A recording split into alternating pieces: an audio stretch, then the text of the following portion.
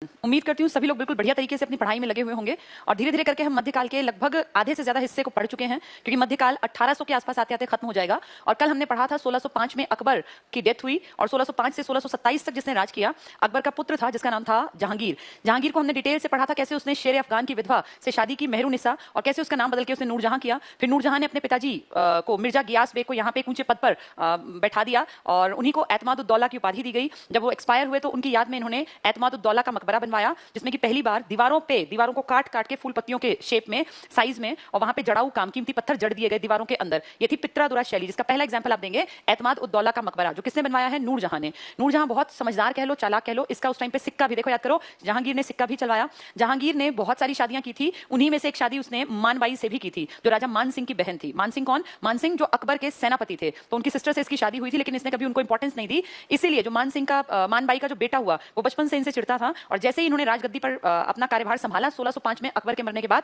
1606 में इनके बेटे ने शहजादे ने इनके खिलाफ विद्रोह कर दिया। जालंधर में ये विद्रोह हुआ, भैरावल का किला इसके आसपास ये विद्रोह हुआ, और वहां पे इनकी सिखों के 5वें गुरु ने मदद की। जैसे ही ये पता चला जहांगीर को, उसने तुरंत अपने बेटे को पकड़ लिया और उस बेटे को सौंप दिया छोटे बेटे खुर्रम को कि तू देख इसका क्या करना है। उसका नाम था शहजादा खुसरो, जिसको पकड़ा गया था, और 5वें गुरु को इन्होंने मर्डर करवा दिया, हत्या करवा दी गुरु अर्जुन देव की। जो खुर्रम था, खुर्रम और खुसरो, ये दो इंपॉर्टेंट है। वैसे तो ढेर बेटे थे, लेकिन खुर्रम और खुसरो इंपॉर्टेंट है क्योंकि खुसरो से चिढ़ता था जहांगीर और खुर्रम को वो पसंद करता था। खुर्रम ने कई ऐसे काम किए थे जिस कारण से वो फेवरेट था। अगर आपको सच कहूं तो जब खुर्रम का जन्म हुआ था ना, ये जहांगीर और खुर्रम दोनों राजपूत रानियों के बेटे हैं। खुद जहांगीर भी राजपूत रानी का बेटा था, और जो इसका बेटा है शाहजहां, ये भी जन्मा था। दोनों की माँ जो है ना, पिता तो इन दोनों के वही हैं भाई। जहांगीर के पिताजी हैं अकबर और शाहजहां के पिताजी हैं जहांगीर। भाजसा का नाम तुम्हें पता है ना, भाजसा इनके पूरा फैमिली का है। भाजसा में सारे आगे से पीछे बाबर, हुमायूं, अकबर, जहांगीर, शाहजहां, औरंगजेब, ये भूलना नहीं है। बाबर, हुमायूं, अकबर। बाबर का कार्यकाल हमने पूरा पढ़ा, सिर्फ 4 साल का था। 1526 पानीपत की पहली लड़ाई, फिर 27, 28, 29 लड़ाई ख च घ, और वहीं पे इसने नारा दिया था जिहाद का।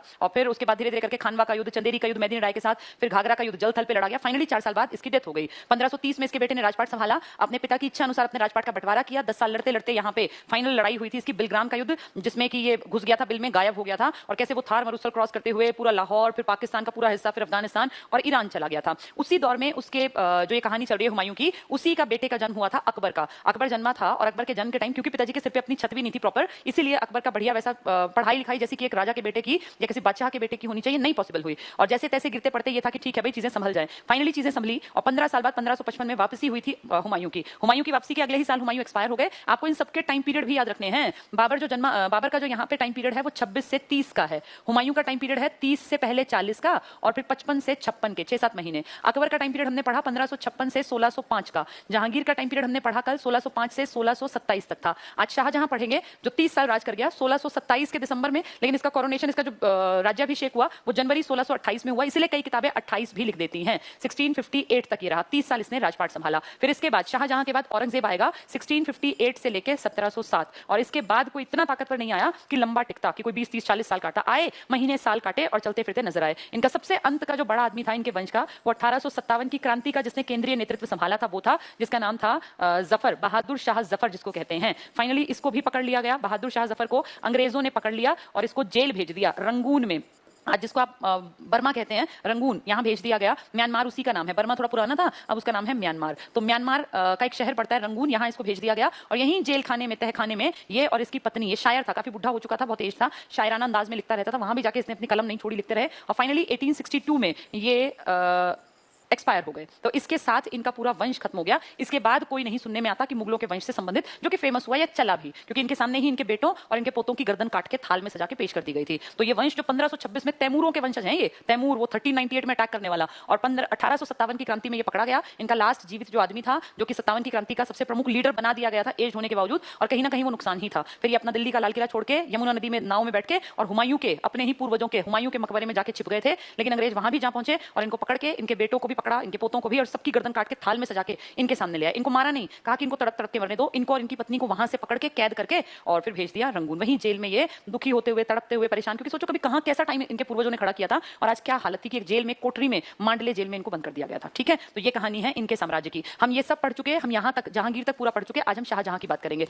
जो ये अकबर था, याद करो, अकबर बहुत समझदार थे। इन्होंने वैवाहिक नीतियां भी अपनाई थी बहुत सारी। इन्होंने जो इंडिया का ये गुजरात राजस्थान वाला हिस्सा था ना, इस तरफ के पूरे राजाओं राजाओं को इन्होंने कहा था कि भाई देखो तुम्हारे पास है दो ऑप्शन, तुम अगर चाहो तो अपनी बेटियों की शादी मुझसे कर दो और वैवाहिक संबंध बना लो, मैं भी फ्री कि तुम मेरे ऊपर अटैक नहीं करोगे, तुम भी फ्री कि मैं तुम्हारी चीजों को हड़पूंगा नहीं, लेकिन फिर चलेगी मेरे अनुसार कामकाज। जैसे तुम राजा हो मुझे कोई दिक्कत नहीं, लेकिन वैवाहिक संबंध अगर नहीं बनाओगे तो मुझे अटैक करना पड़ेगा और तुम्हें खत्म करना पड़ेगा। तो देखा कि भाई इतनी बड़ी आर्मी है, इसके सामने टिकने पॉसिबल नहीं है, घुटने टेकने ही पड़ेंगे, तो वो ये मरने में क्या रखा था। तो बहुत सारे राजाओं ने क्या किया, राजपूत राजाओं ने धीरे धीरे करके अपनी बेटियों की शादी कर दी। जैसे एक एग्जांपल दे रही हूं मैं, जिसका अकबर की बात कर रहे हैं, क्योंकि जहांगीर की मां का पहले जिक्र करेंगे, फिर शाहजहां। तो अकबर ने ढेर शादियां की, इन्हीं में से एक शादी थी जिसमें एक महिला थी मरियम उज्जमानी। ये नाम किसी इंडियन का तो होगा नहीं, ये नाम दिया गया था। इनका असली नाम था जोधाबाई, और कुछ लोग कहते हैं ये नाम भी दिया गया था, असली नाम था हीरा कुंवर, कहीं कहीं हीरा कुंवारी भी लिखा है, ये इनका नाम था। ठीक है, तो ये एक ही औरत है, और कर लो इसको, एक ही महिला के नाम है ये, हीरा कुंवर कह लो या जोधाबाई कह लो, जोधा अकबर आपने सुना होगा, या मरियम उज्जमानी जो कि अकबर ने दिया था। ये कौन थी? ये महिला एक राजकुमारी है इस इलाके की। आमेर का नाम सुना है ना, आमेर, जयपुर जाते हैं तो बहुत लोग आमेर फोर्ट भी देख के आते हैं, जयपुर वाले इलाके में ही आमेर फोर्ट पड़ता है। तो आमेर का जो किला है आज भी आप देख सकते हैं। यहाँ कभी आमेर में एक राजा था जिसका नाम था भारमल, भारमल की बेटी थी ये, जिसको आप जोधाबाई कह रहे हैं या हीरा कुंवर कह रहे हैं। तो भारमल ने देखा कि भाई इतनी बड़ी फौज के सामने मेरे घुटने जो है टेकने ही पड़ेंगे और मारा जाऊंगा, क्या निकलेगा उससे, इससे बढ़िया मैं रिश्तेदारी में इस बात को कन्वर्ट कर लूं ताकि भाई मेरी भी इज्जत बनी रहे और इसको बादशाह को भी ना लगे कि भाई हम कहीं प्लान करके इसके ऊपर अटैक करते, क्योंकि जिसके घर में बेटी दे दी उसे लड़ने थोड़ी जाएंगे। तो इन्होंने फिर अपनी बेटी की शादी कर दी अकबर के साथ। उस अकबर और इसी महिला का पुत्र था जिसका नाम था जहांगीर, यानी जहांगीर की मां हिंदू थी, जहांगीर की मां। और देखो याद करो, फतेहपुर सीकरी मैंने बताया जोधाबाई महल था, वहां आज भी वो तुलसी वाली वो जगह है, वो एज इट इज खड़ी हुई है, और आप घूमने जाएंगे तो आपको सच में आभास होगा कि हाँ किसी इंडियन राजा ने शायद ये हिस्सा बनाया है, लेकिन वो हिस्सा बनाया था अकबर ने, जो कि इस्लाम धर्म का बहुत बड़ा एक मान्यता रखता था। तो इससे ये दिखता है कि इसमें शायद वो तो ना यूनिटी वाली बात कि ठीक है सब धर्म अच्छे हैं, ये आर्किटेक्चर आपको दिखा देगा कि हाँ कहीं ना कहीं अकबर के मन में था कि ठीक है हिंदुओं की भी चीजें अगर अच्छी हैं तो आगे बढ़ाई जा सकती हैं। ठीक है, तो देखो जहांगीर जो अगला प्रतापी बहुत बड़ा बादशाह है, इसकी मां एक हिंदू राजपूत महिला है जिसका नाम है हीरा कुंवर, जिसका नाम है जोधाबाई, जिसको नाम दिया गया है मरियम उज्जमानी। ठीक है, अब ये जहांगीर जो जन्मा है इसने भी ढेरों शादियां की हैं। इसकी फेवरेट पत्नी तो देखो शेर अफगान वाली है जिसका नाम मेहरुन्निसा है। इसने क्या कर दिया, नूरजहां, उसी का तो सिक्का चला, उसी के साइन चलते थे, लेकिन इसने ढेरों शादियां की और इसने भी एक शादी की थी ऐसी ही एक महिला से, वो जोधपुर की, जो जिससे जहांगीर ने शादी की है, वो इसकी खुद की मां तो यहीं की है, आमेर के राजा की बेटी है, और जिससे इसने शादी की वो जोधपुर की राजकुमारी है, जोधपुर की राजकुमारी। ये कौन है? ये जोधपुर की राजकुमारी है, इसलिए इसका नाम जोधबाई है। कुछ लोग जोधाबाई और जोधबाई को एक बना देते हैं, ये एक बिल्कुल नहीं है। जोधबाई कैरेक्टर अलग है, जोधाबाई कैरेक्टर अलग है। जोधाबाई जो है वो अकबर की पत्नी है और जोधबाई जो है ये जहांगीर की पत्नी है। तो जो ये जोधबाई है ना, इससे फिर जन्म लेगा। इसकी शादी किससे कर दी गई? उस जिसका नाम पहले सलीम था, जब ये 16 साल का था ना, 16 ईयर्स का। कौन है सलीम? सलीम है जहांगीर। देखो याद करो, अकबर ने शेख सलीम चिश्ती की दरगाह पे जाके चादर चढ़ाई थी और वहां मांगा था कि मेरे सारे बेटे जन्म लेते ही मर जाते हैं, भाई अगला राजपाट कौन संभालेगा, मैं इतना बड़ा शहंशाह हूं। तब सलीम का जन्म हुआ। जिस बच्चे का जन्म हुआ उसको शेखू बाबा या सलीम कह दिया। तो जिस रानी के गर्भ से सलीम का जन्म हुआ वो रानी थी जो अभी पीछे बताई थी मैंने, जिसका नाम क्या था? जोधाबाई, जिसको हमने कहा था हीर कुंवर या हीरा कुंवर, जिसको हमने कहा, ये अकबर ने नाम दिया था मरियम, मरियम उज्जमानी। तो ये हिंदू महिला है, राजपूतों की बेटी है। ये और अकबर, इनका बेटा हुआ है सलीम, और अब सलीम भी शादी करेगा एक हिंदू राजपूत कन्या से जिसका नाम है जोधबाई। फिर इन दोनों का बेटा, इसके ढेर बच्चे हुए लेकिन जो फेमस है इसका बेटा वो है शाहजहां। यानी दोनों बड़े राजाओं, दोनों बड़े बादशाहों की मां हिंदू राजपूत कन्या है। चाहे सलीम की बात कर लो, सलीम ही जहांगीर है, यहाँ जहांगीर लिख लेते हैं। जब जहांगीर नाम इसने बाद में लिया था ना, जब ये गद्दी पे बैठा, पहले इसका नाम सलीम ही था, तो अकबर ने अपने बड़े बेटे की शादी कर दी थी कि भाई इससे शादी कर लेता हूं तो इनसे मेरी लड़ाई झगड़े नहीं होंगे।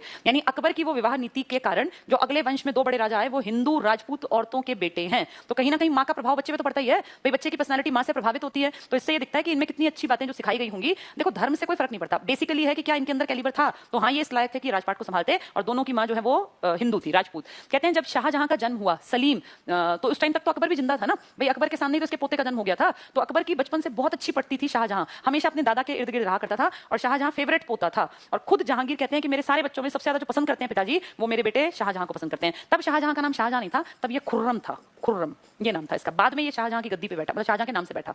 शाहजहां क्यों कहलाया? क्योंकि खुर्रम जब बादशाह का बेटा था ना, तब ये साउथ में एक इलाका था अहमदनगर, अहमदनगर साउथ में, विजयनगर बहमनी, वो टॉपिक मैंने छुड़वाया था, मध्यकाल में ही है, उसको भी कराऊंगी पूरा। वहां पे फिर वो टूटे थे विजयनगर बहमनी, और बहमनी से 5 हिस्से निकले थे, अहमदनगर, बीजापुर, गोलकुंडा, बीदर और बरार। तो अहमदनगर के राजा बार बार दुखी करते थे, तो उनको कंट्रोल करने के लिए जहांगीर ने अपने बेटे खुर्रम को भेजा। और जो अहमदनगर में एक आदमी था मलिक अंबर, साउथ इंडिया में था ये मलिक अंबर, इसको हरा के इस पे विजय प्राप्त की थी खुर्रम ने, शहजादे ने, तब वो राजकुमार था। तो इसीलिए खुर्रम को बहुत खुश होके जो जहांगीर था ये इससे खुश हुआ था और उसको लगा था कि हाँ यही इस लायक है। अकबर तो पहले इसको फेवरेट मानता था और फिर इसने प्रूफ भी कर दिया कि मैं इस लायक हूं कि मैं राजगद्दी गद्दी को संभालूंगा। फाइनली जाके जब 1627 में ये बीमार हुआ, जहांगीर मर गया, तो इसकी पत्नी नूर जहां ने इसका मकबरा बनाया, देखो वहां लाहौर के पास, कल मैंने बताया था आपको शाहदरा नाम की जगह पे। और फिर उसके जैसे वो तो मर गया तो उसके बेटे ने राजपाट संभाल लिया। तब तक इसकी उम्र भी काफी हो चुकी थी, क्योंकि इसको जन्म ये 1592 के आसपास जन्मा था, तो लगभग 35-36 साल का एक आदमी है, इसको सारी चीजों की समझ है। तो अब इसने शाहजहां ने अपनी जो रिश्ते की मां लगती है, जहांगीर की पत्नी, जो फेवरेट पत्नी थी नूर जहां, उसको कहा कि आप 2 लाख की पेंशन पकड़ो और अब आप जो है यहाँ आपका रहना ठीक नहीं है। क्यों? क्योंकि हो सकता है वो प्लानिंग कर दे इसको मरवा दे। तो इसने उनको कहा कि जहां पिताजी की कब्र है आप भी वहीं चली जाइए। लाहौर भेज दिया 2 लाख रुपए की पेंशन पर नूर जहां को। नूर जहां बहुत चालाक औरत थी। इससे पहले की कहानी भी सुन लो, क्योंकि शाहजहां के लाइफ पे नूर जहां का भी प्रभाव था। जो नूर जहां जहांगीर की पत्नी थी, इसने क्या करवाया था मैंने कल भी बताया। इसकी एक अपनी खुद की बेटी थी, स्वयं की बेटी, जो किस किस की बेटी थी? नूर जहां और शेर अफगान, इसका जो पहला पति था ना, इससे इसकी एक बेटी का जन्म हुआ था। तो इसकी पहली शादी शेर अफगान से जो हुई, उससे इसकी एक बेटी थी। दूसरी इसकी एक भतीजी थी। इसकी भतीजी कौन थी? इसके खुद के भाई की जो बेटी थी, भाई की बेटी। तो इसने क्या किया देखना, इसने अपने भाई की बेटी की शादी, जो इसकी भतीजी थी ना नूर जहां की, अपने भाई की बेटी की शादी यानी भतीजी की शादी अपने ही घर में करवा दी खुर्रम के साथ। खुर्रम जो कि आगे जाके बनने वाला है बादशाह, शाहजहां। अपनी भतीजी को इसने भारत की पूरे इस इलाके की जैसे देखी जाए कि वो भाई इसकी वाइफ है शाहजहां की, तो बड़ी पोस्ट, मान लो भाई बादशाह की पत्नी की तो कीमत बहुत ज्यादा, मतलब ये ना कि उससे ऊपर कोई है ही नहीं। तो अपनी भतीजी को ले आई शादी करके इसके साथ। और जो अपनी बेटी थी ना शेर अफगान की, जिसकी विधवा थी उसकी बेटी, उसकी शादी कर दी जहांगीर के एक और बेटे के साथ, जिसका नाम था शहरयार। शहरयार, इसके साथ शादी कर दी अपनी स्वयं की बेटी की। तो देखो सबको इसने अपने घर में सेट कर लिया। अपने भाई की बेटी को भी, उसको तो अगली मल्लिका बना दिया पूरे भारतवर्ष की, और अफगानिस्तान पाकिस्तान तक इनका हिस्सा था।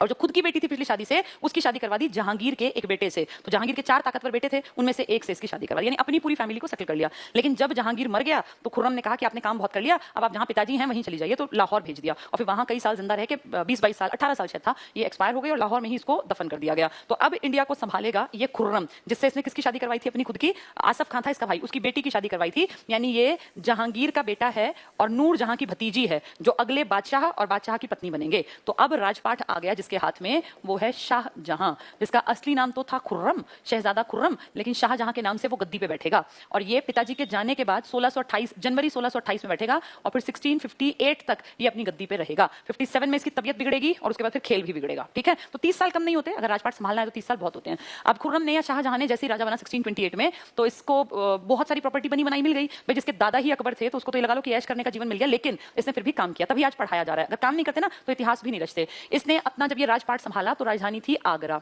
आगरा मतलब इंपॉर्टेंट शहर था, आगरा, फतेहपुर सीकरी, ये इंपॉर्टेंट शहर थे। तो आगरा में इसने राज्याभिषेक कराया 1628 में। आसपास के एरिया में घूमता फिरता देखता हर चीज, ऐसे ही कभी घूमते घूमते दिल्ली की तरफ जब ये गए तो इनको लगा कि मुझे राजधानी बदलनी चाहिए, इसीलिए इन्होंने एक नया शहर बसा दिया, जिसको नाम दिया अपने नाम पर शाहजहानाबाद। ये शहर बसाने की बात की। ये शहर कहां बसाने की बात की? यमुना नदी के किनारे, जिसको आज आप दिल्ली कहते हैं और दिल्ली का लाल किला कहते हैं। पहले यमुना नदी से टच था लाल किला पूरा, पुराना जो बहुत पुराना टाइम था ना, उसमें नदी ऐसे बिल्कुल इसके साथ टच होकर बहती थी। आज अगर आप घूमने जाएंगे तो यहाँ से लगभग 1-1.5 किलोमीटर दूर आपको यमुना दिखेगी। अब उतने क्लोज में नहीं बहती, अब तो इसके साथ रोड है, चौड़े चौड़े 2 रोड है और उसके आगे काफी एरिया खाली है, फिर जाके आपको यमुना दिखती है और वो एक नाले टाइप में दिखती है, उतनी भारी भरकम नहीं दिखती। लेकिन जब ये शहर बसाया गया, इसको आज आप कहते हैं कि ये पुरानी दिल्ली है। ये पुरानी दिल्ली उस टाइम में बसाई गई थी प्लान करके। किसने प्लान किया था? ये शाहजहां ने, और शहर का नाम दिया था शाहजहानाबाद। क्या किया इसमें, कैसे बसाए जाते थे शहर? तो राजा की जिम्मेदारी थी कि वो वहां पहले जंगल वंगल हो तो उनको साफ करवाए और उसके बाद वहां ऊंची ऊंची दीवारें, किले के रूप में एक बहुत बड़ा किला बनवाए और उसके आसपास के एरिया को भी डेवलप कर दे, ताकि वहां लोग आके घर बना सकें, वहां गलियां बन सके, वहां आसपास पानी की व्यवस्था हो, वहां जो है सेफ्टी का प्रावधान करे। सब राजा की जिम्मेदारी थी।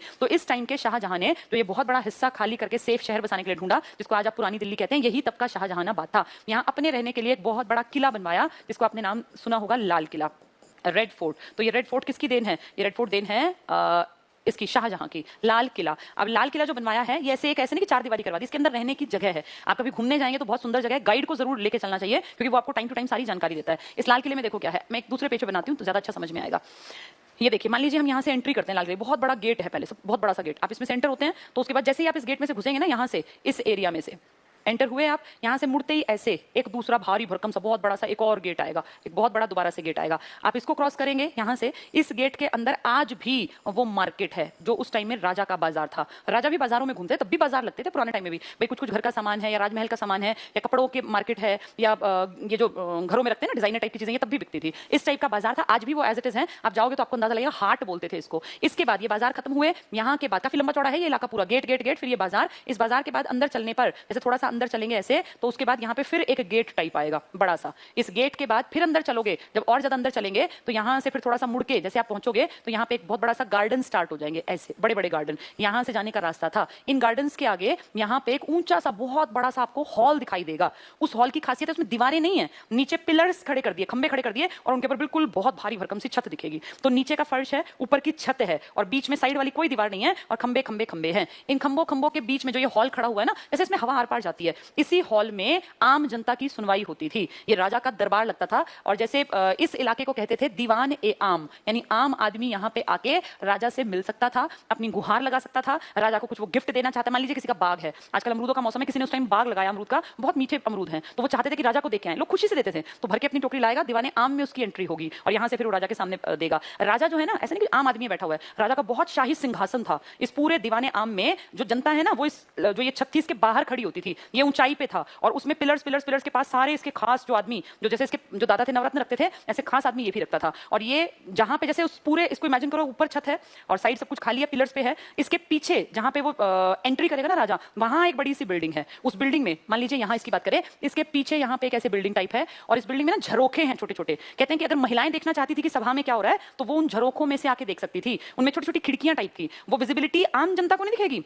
कि रानी महारानी या इसकी बेटियां, वो नहीं देख सकते। वो उनका शेप साइज ऐसा है, और जैसे बाहर जो खड़े होंगे वो तो उजाले में होंगे, उनको अंदर तो अंधकार जैसा दिखेगा ना, लेकिन जो अंदर से देख रहा है उसको सब कुछ बाहर दिखेगा। तो जो राजा की बेटियां या इनकी माँ है या इनकी पत्नियां हैं, उनके लिए इस तरह के झरोखे टाइप थे। वो आके अभी पिताजी क्या कर रहे हैं या उसके हस्बैंड या बेटा क्या कर रहा है देख सकती थी। यहीं से एक छोटे से गेट में एंट्री होती थी राजा की, और राजा के लिए एक बहुत खास ऊंचा, काफी ऊंचा, मतलब लगभग 8 फुट ऊंचा होगा वो जमीन से। सब लोग नीचे खड़े हुए हैं, और उनकी हाइट में 8 फुट ऊंचा एक ऊंचाई पे ले जाके बहुत बड़ा, मैं यहाँ ड्रॉ करके दिखा देती हूँ। जैसे मान लो ऐसा ऐसा सिंहासन था, इसके ऊपर आम जनता, ये जो इसके खास आदमी है वो यहाँ खड़े हैं, और जो आम जनता है वो बिल्कुल ही बाहर है। उनको तो सिर्फ दिख रहा है कि भाई शाही, कोई अटैक नहीं कर सकता, ऐसे बहुत सेफ रहता था राजा। अब इतने ऊंचे के ऊपर, जो लगभग 8 फुट बताया मैंने आपको, इसके ऊपर यहीं पर वो सिंहासन था, बहुत भारी भरकम बैठने का सोफा सेट टाइप था, राजशाही सिंहासन, जिसको कि स्पेशल डिजाइन करवाया गया था, और इसी को कहते हैं ये तख्त ए ताऊस था।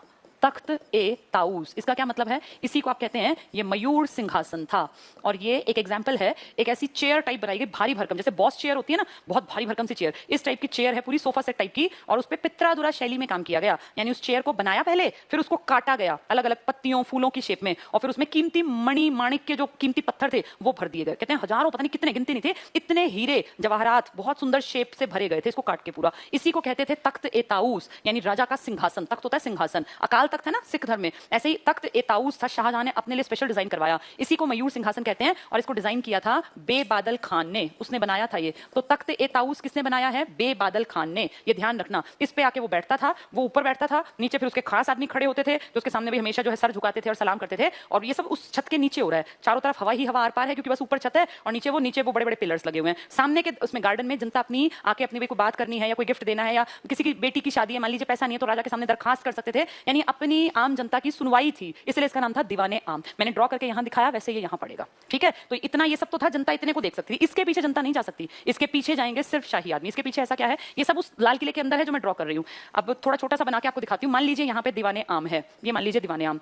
अब इसके पीछे का घर कैसा है? इसका पूरा राजमहल, यहाँ पे वो जहाँ पे वो महिलाएं देख सकती हैं, इसके पीछे स्टार्टिंग हो जाती है फिर से बागों की, इसके बिल्कुल बैकयार्ड में। यहाँ से भी रास्ता जाता है जहाँ से राजा जा सकता था। पूरे गार्डन मेंटेन है यहाँ, पूरे का पूरा ये हिस्सा बहुत सुंदर गार्डन आज तक एज इट इज बने हुए हैं, क्योंकि मुगलों की देन है मुगल गार्डन। जहाँ ये रहते थे, जब ये मरते थे, मरने के बाद भी गार्डन के बीच में इनको दफनाते थे। तो ये मुगल गार्डन टाइप में आपको बाग जैसा महसूस होगा। और यहीं पे फिर बीच में ना ऐसे, इसको देखो, पानी की नहर बना रखी थी बहुत सुंदर, और बीच में पूरा ये खाली है। उस टाइम पे यहाँ पे कहते हैं एक ऐसा वो बनाया था कि जिसमें कोई गायक वायक बैठ के चारों तरफ, क्योंकि यमुना नदी पीछे थी, तो उसको इस तरह का सिस्टम किया हुआ था कि राजमहल में पानी की एंट्री थी पूरे महल में। तब पंखे थोड़ी लगते थे, एसी थोड़ी थे, गर्मी तो एज इट इज थी। तो वो यमुना क्योंकि साथ बहती थी, तो उसकी एंट्री राजमहल में एक पिछले बैकयार्ड में कर रखी थी, और वहीं से पानी आता, पूरे में नहर, मतलब नालियां टाइप खोद रखी थी पूरे महल में। तो उसमें से पानी चलता रहता, पानी चलेगा तो हवा साथ साथ इवेपोरेशन होगा, तो ठंडी हवा का एहसास होगा। तो देखो इसका पर्सनल रहन सहन कितना मजेदार था कि यहाँ पे आम आदमी यहाँ तक देख सकता है, उसको नहीं पता पीछे क्या है। यहाँ पूरा पानी का इलाका बीच में आज भी बना हुआ है ये। यहाँ कभी कहते हैं शाम को अपने गार्डन में बैठ के कोई म्यूजिक सुन लिया, कोई जिस तरह का कोई गायक है, कोई कविता है, ये तो चारों तरफ पानी चल रहा है, इवेपोरेशन हो रहा है, ठंडक का एहसास है, गार्डन है।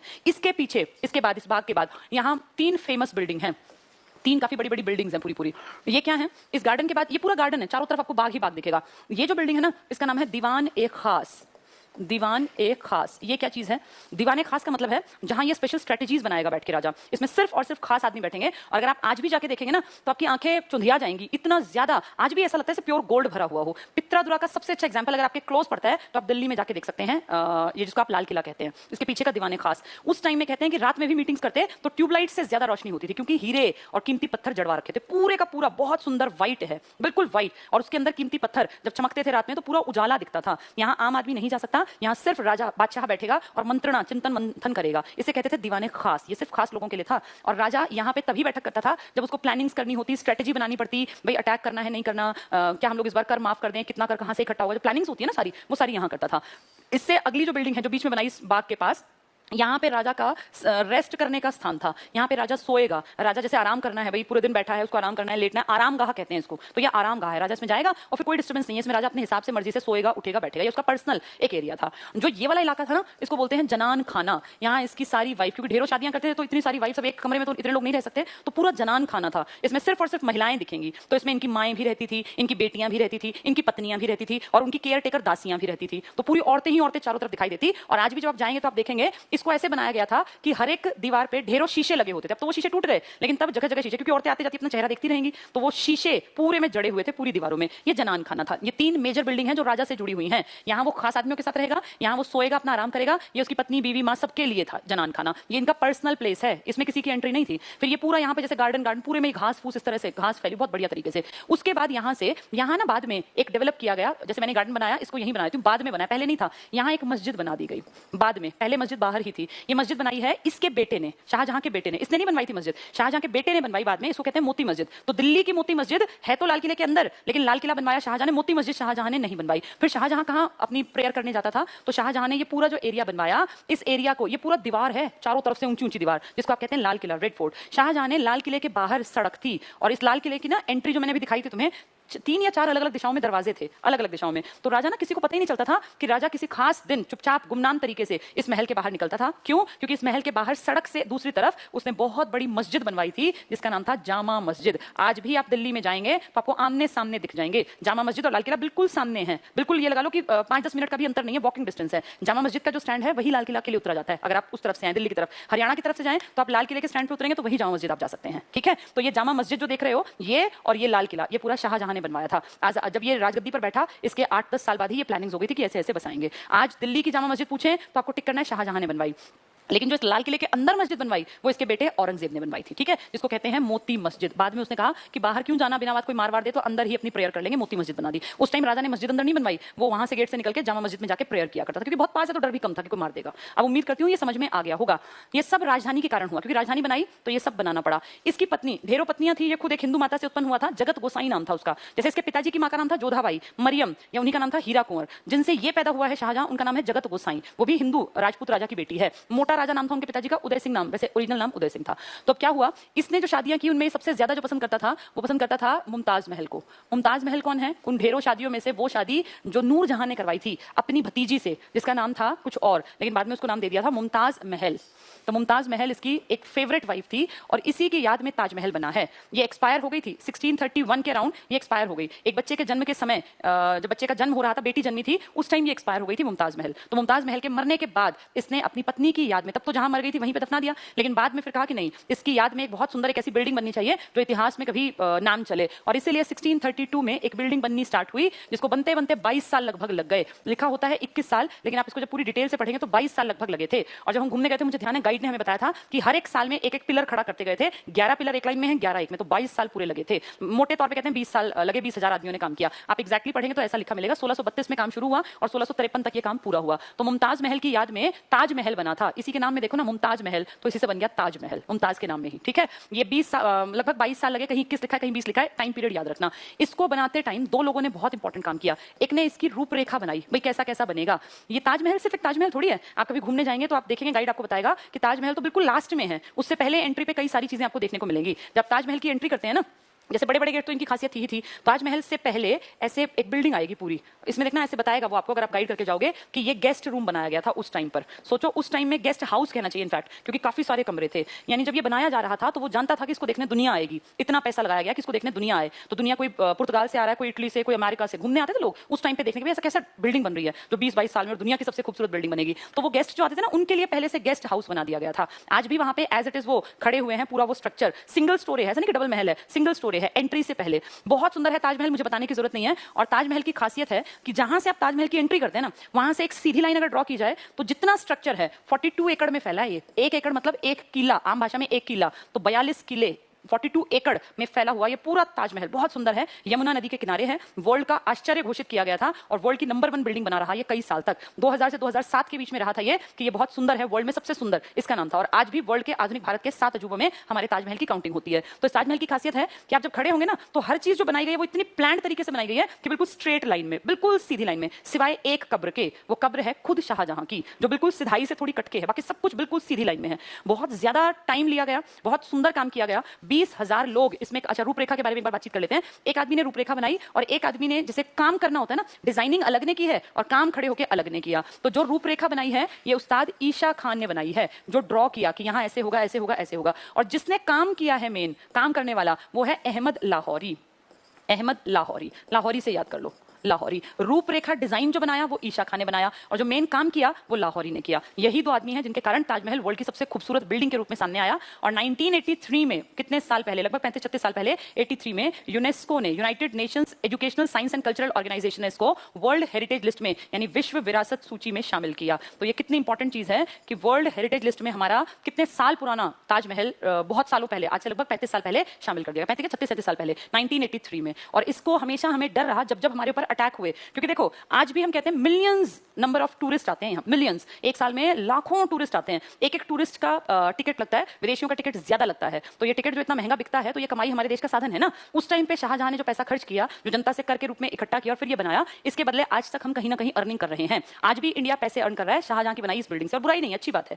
लेकिन दिक्कत है ये कि वो पैसा अगर, अब मान लीजिए जैसे दिल्ली का लाल किला है, ये प्राइवेट उसको दे दिया ना कि आप इसको मेंटेन करो, उस कंडीशन में जो पैसा कमा के इकट्ठा कर रहे थे वो भी तो कंपनी रखेगी। तो अगर इन सब चीजों को भी बेच दिया जाएगा धीरे धीरे करके, या इनकी मेंटेनेंस प्राइवेट सेक्टर पे छोड़ दी जाएगी, तो वो नुकसान उठाना पड़ेगा, फिर ये उनके पर्सनल बन जाएंगे आगे जाके, जिसमें की दिक्कत आप लोगों को दिखेगी। तो बहुत अच्छी बात है कि ये इंडिया के हैं अभी। अगर धीरे धीरे ये भी कर दिया गया कि इनकी मेंटेनेंस प्राइवेट देखेगा, तो फिर ये मान लीजिए कितनी बड़ी प्रॉपर्टी भी देश की जो आज साझी प्रॉपर्टी है, ताजमहल किसी एक आदमी का थोड़ी है, भारत का है, हम सबका है। तो हम इससे आज भी कमाई कर रहे हैं। मान लिया मेंटेनेंस पे पैसा खर्च होता है, लेकिन वो पैसा वहीं से निकल जाता है, इतने टूरिस्ट आते हैं यहाँ पे। ठीक है, चलिए, तो 20 साल तक काम चला और 20,000 लोगों ने, 20-22 साल तक काम चला, 20,000 लोग आए, विदेशों से लोग आए इसमें काम करने के लिए, अलग अलग देशों से, बेहतरीन कलाकार। और सालों लग गए कलाकारों को, क्योंकि जब आप इसको घूमने जाएंगे देखने, तो आप देखेंगे एक एक चीज को इतनी महीनता से काटा गया ना, भारी भरकम पूरे के पूरे पत्थर। पहली चीज तो पत्थर कौन सा आप जानते हैं, संगमरमर है। ये संगमरमर लाया गया था मकराना से, राजस्थान से। आज अगर राजस्थान से पत्थर मंगवाना है तो बेहद आसान है। बड़े बड़े बहुत भारी भारी ट्रक्स जो हैं, आपने देखा भी होगा, पत्थर रखते हैं, वो उसको बांध दिया जाता है इन सबसे रस्सियों से भारी भरकम को, और ट्रक अपना चल पड़ते हैं लाद के पत्थर। लेकिन उस टाइम कोई ट्रक नहीं था। इतना ज्यादा मार्बल, इतना ज्यादा संगमरमर कैसे ढोया गया होगा, कितने सालों तक लगातार, क्योंकि उस टाइम को ऐसा तो था नहीं कि क्रेन है या कुछ भी है कि उठा के ले गए। तब उस चीज को ढोना भी कितना भारी रहा होगा। राजस्थान और आगरा में डिस्टेंस भी काफी है, तो इतना सामान ढोना। मकराना राजस्थान से पत्थर आया, 20,000 आदमी, विदेशों से भी कितने आदमी आए, और इतनी सुंदर कलाकारी है कि पत्थर की घिसाई के बाद जो उसको काटा गया, जो शेप दी गई ना, और जहां ओरिजिनल ये लोग दफन थे, इसकी पत्नी दफन थी मुमताज महल, ओरिजिनल को नहीं उखाड़ा, उसके ऊपर वैसी ही नकली कब्र बना दी गई है। ओरिजिनल कब्र तो कहते हैं पता नहीं कितने साल में एक बार खुलती है, कई सालों में वो बाहर निकाली जाती है, वो जो वैसी पत्थर वत्थर कुछ निकालते होंगे, और फिर उसको देखने दुनिया टूट पड़ती है। तो इस तरह से अगर आज देखें तो वो ओरिजिनल कब्र नहीं है, लेकिन उसके वो तहखाने में नीचे है, उसके ऊपर एक रेप्लिका है उस जैसी लगने वाली। तो ये बहुत सुंदर डिजाइन है। और जहां वो ओरिजिनल कब्र है ना, ऊपर रेप्लिका, उसके चार तरफ तो इतना सुंदर जाली सी काट दी, पत्थर को इतना काट दिया कि वो देखने में लगता है कोई जाली है। इतना क्लीन तरीके से, इतना नीट एंड क्लीन तरीके से काम किया गया कि देख के अपने आप लगता है कि ऐसी कितनी बढ़िया मशीनें होंगी उनके पास, जो इतने सुंदर फूल, पत्तियां, इतनी छोटी छोटी पत्तियां काटी गई और उनमें कीमती पत्थर फिट किए गए। आज भी वो पत्थर चमकते हैं अंधेरे में, लाल, हरा, गुलाबी, नारंगी, नीला, पता नहीं कितनी शेड्स हैं, कितने तरीके के उसमें फूलों के डिजाइन है। और यहाँ पे ना जगह जगह जब आप गाइड अगर करेंगे तो बताएगा कि पता नहीं कितनी जगह आपको लिखा हुआ दिखाई देगा। लिखा हुआ, वो लिखा ऐसे गया है, उसकी खूबसूरती है कि वो सब अक्षर बराबर है, लेकिन देखने में आपको लगेगा कि नीचे से ऊपर की तरफ अक्षर घटते घटते घटते घटते घटते चले गए। लिखा उनको बराबर गया, लेकिन उनको इतनी खूबसूरत तरीके से लिखा गया कि देखने वाले को लगता है कि लिखने का स्टाइल अलग है। तो वो सब लिखा हुआ है कुरान की आयतें।